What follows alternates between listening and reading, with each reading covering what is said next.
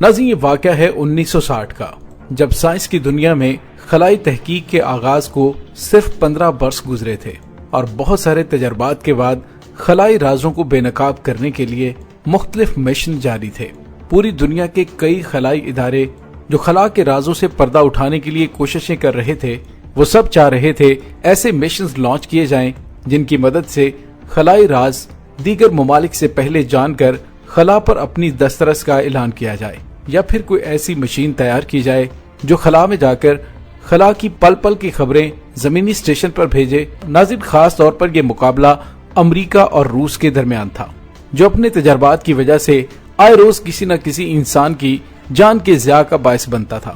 اسی مقابلے کی غرض سے جہاں امریکہ نے اپنے کئی خلابازوں کو خلا میں بھیج کر دنیا کو بے خبر رکھا، اسی طرح روس بھی پیچھے نہ رہا اور پوری دنیا کو بے خبر رکھ کر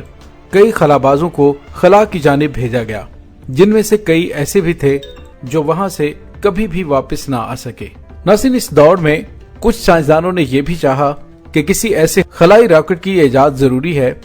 جو خلا، سورج، چاند اور ستاروں سے بھی آگے کی معلومات انسان تک پہنچائے۔ لہٰذا اس کے لیے کچھ ایسی مشینیں تیار کی گئیں جس میں 2 مسافروں کو بٹھا کر خلا کی جانب روانہ کر دیا گیا۔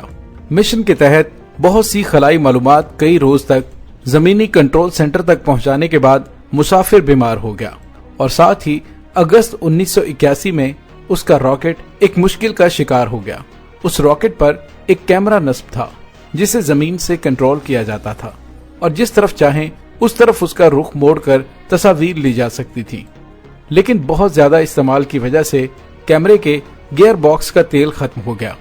جس کی وجہ سے کیمرے کو آسانی کے ساتھ ادھر ادھر موڑنا ناممکن ہو چکا تھا۔ اب اگر اسے ٹھیک نہ کیا جاتا تو راکٹ کو خلا میں بھیجنے کا مقصد ہی ختم ہو جاتا، کیونکہ اس کے کاموں میں سے سب سے اہم ترین کام نظام شمسی کے سیاروں، سیارچوں اور دوسرے لاتعداد خلائی اجسام کی تصاویر لینا تھا۔ چنانچہ سارے منصوبے کو بچانے کے لیے سائنسدانوں کی ایک ٹیم اس خرابی کو درست کرنے میں دن رات ایک کرنے لگی اور کیمرے کے ہینڈل کو ٹھیک کرنے کے لیے 85 مختلف طریقے آزمائے گئے، لیکن بدقسمتی سے وہ سارے کے سارے ناکام ہو گئے۔ لیکن ناظرین، اس کے بعد ایک عجیب و غریب فیصلہ لیا گیا۔ ناظرین، اس کے بعد ایک اور طریقہ اختیار کیا گیا اور بالآخر سائنسدان اس قابل ہو گئے کہ وہ کیمرے کے ہینڈل کو ادھر ادھر گھما کر تصاویر لینے میں کامیابی حاصل کر لی۔ لیکن اس وقت تک وہ راکٹ سیارے کو پیچھے چھوڑتے ہوئے یورینس اور نیپچون کے قریب پہنچ چکا تھا، لہذا راکٹ نے ٹھیک ہونے کے بعد دوبارہ سے کام شروع کر دیا اور یورینس سیارے کے گرد گھومنے والے 10 چاند دریافت کیے،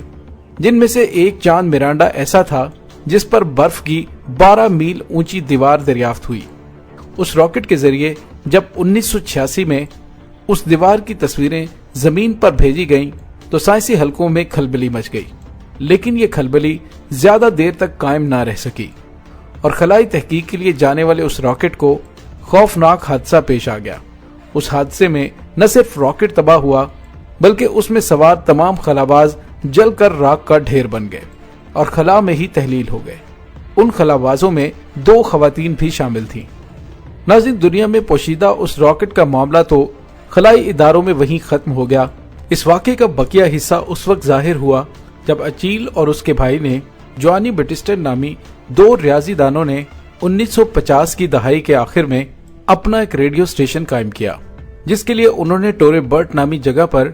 جرمن فوج کا ایک ناکارہ بنکر استعمال کیا۔ ان بھائیوں کو خلا سے آنے والی آوازوں کو سننے کا بہت زیادہ شوق تھا، لہٰذا انہوں نے اس بنکر میں ایسے آلات کا استعمال کیا جس میں ٹیلی میٹری آواز کی ریکارڈنگ، بصری ڈیٹا اور اڑان کی معلومات حاصل کی جا سکیں، اور وہ خلا سے آنے والی آوازوں کو پکڑنے کے لیے مکمل طور پر تیار ہو چکے تھے۔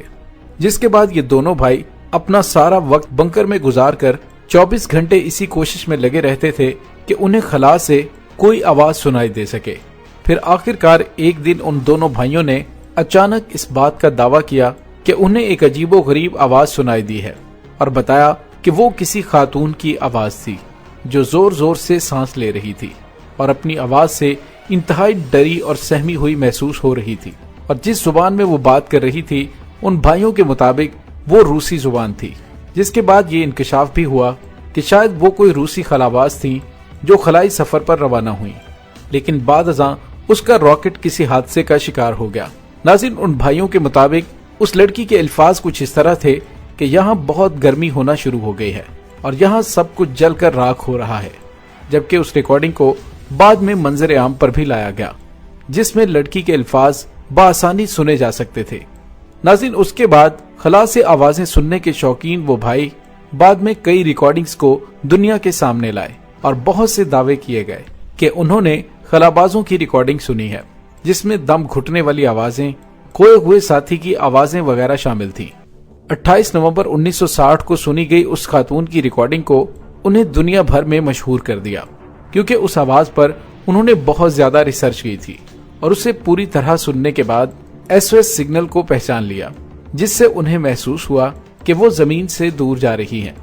इस बात को स्विस अतालवी रेडियो स्टेशन ने उठाया और पूरी दुनिया तक पहुंचा दिया, जिसके बाद ये दोनों भाई उस स्टेशन के खलाई माहिर बन गए। नाज़रीन, कहा जाता है कि मजमूई तौर पर जो डीका कोलिगेडिया ब्रादरान ने 4 साल की मुद्दत में 9 रिकॉर्डिंग्स जारी की, जो वक्फे वक्फे से सामने आती रहीं। इसके अलावा भी एक मशहूर खलाई मिशन के मुतालिक कुछ पुरस्रार आवाजें रिकॉर्ड की गईं, जिन्हें उससे पहले कभी नहीं सुना गया था।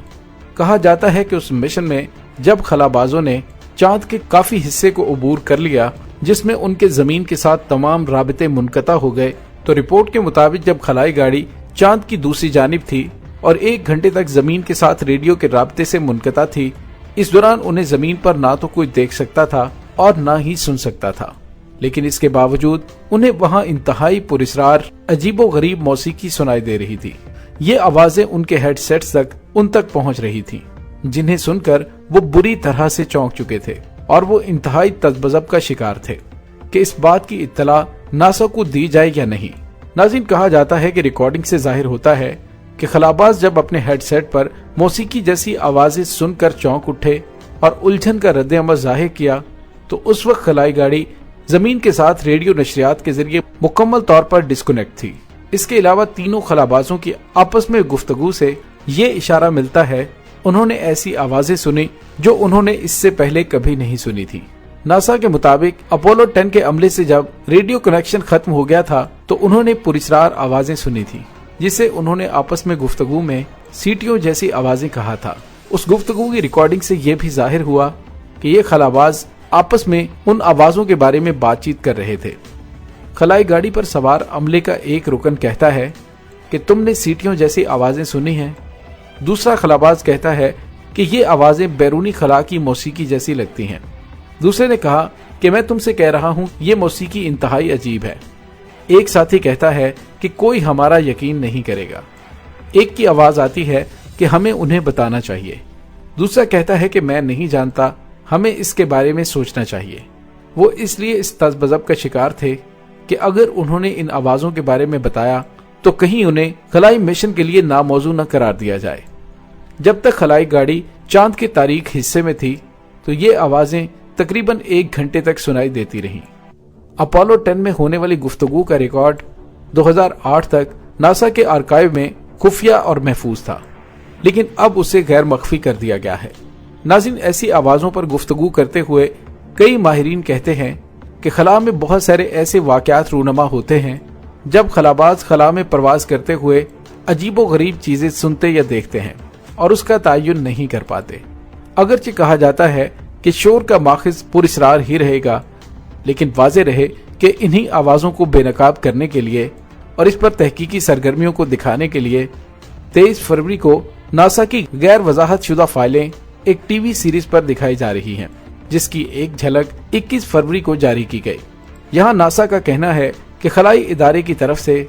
खला में आवाजों को रिकॉर्ड किया जाता है, लेकिन ये ना सुनाई देने वाली आवाजें नहीं होती, बल्कि ये मकनातीसी बरकी लहरें हैं जो खला में से गुजर सकती हैं। नाज़रीन, नासा की काफी तहकीकात में इन मकनातीसी लहरों को रिकॉर्ड किया गया है और इनका इंसानी समात के मुताबिक तर्जुमा किया गया है, जिससे ये किसी और ही दुनिया की इंतहाई पुरस्रार आवाजें महसूस होती हैं। लेकिन कायनात के इन राजों से अगर कोई बखूबी वाकिफ है तो सिर्फ वो अल्लाह रब्बुल इज्जत की ज़ात है, जिसके बनाए हुए इस ना खत्म होने वाले निजाम में हजारों और भी राज पोशीदा हैं, جن تک شاید ہی انسان کی رسائی ممکن ہو۔ ناظرین، یہاں پہ نہج البلاغہ میں مولا علی علیہ السلام کا ایک خطبہ مجھے یاد آ رہا ہے، جس میں انہوں نے فرمایا کہ یاد رکھو کہ اس کائنات میں کروڑوں اربوں سیارے اور سیارچے ہیں جہاں پر ہم جیسی ترقی یافتہ قومیں آباد ہیں۔ جس طرح سے آنے والے دور میں انسان انہیں کھوجے گا، وہ بھی انسان کی کھوج میں ہے، اور ان تمام سیاروں اور سیارچوں پر محمد و آل محمد کی حجت کام کر رہی ہے۔ ناظرین، کیسی لگی آپ کو ہماری آج کی ویڈیو؟ کمنٹ سیکشن میں اپنے خیالات کا اظہار ضرور کیجیے گا۔ ویڈیو پسند آئے تو اسے لائک اور شیئر کرنے کے ساتھ ساتھ کمنٹ سیکشن میں پاک فوج زندہ باد کا نعرہ کمنٹ ضرور کیجیے گا۔ ڈاکٹر علی کو اجازت دیجیے۔ پاک فوج زندہ باد، پاکستان پائندہ باد، پاکستان کے گمنام ہیروز کو سلام، اللہ وارث۔